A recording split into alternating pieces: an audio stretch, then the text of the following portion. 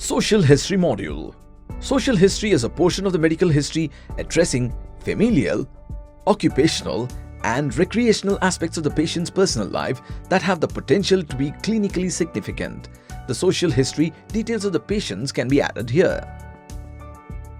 Log into your account, select the preferred patient from your patients list, and click on New Health Record and navigate to the Social History module. If the module is unavailable, click on the Show More button and select Show Social History. Click on the Add icon here to enter the social history.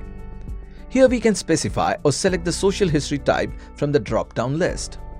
The description details of the social history can be recorded here. The social history module is supported with the SNOMED CD code database, which is universally recognized codes databases. Details can be manually entered here too. The from date of the social history can be recorded using the calendar. Click on Save to store the social history information. Multiple social history information can be saved for the same health record. You can navigate to a new health record and this data will be visible in the new EHR and in all future health records for this patient. To edit, click on the already saved information and make preferred changes. Click on Save to confirm the changes. You can delete the data by clicking on the trash icon.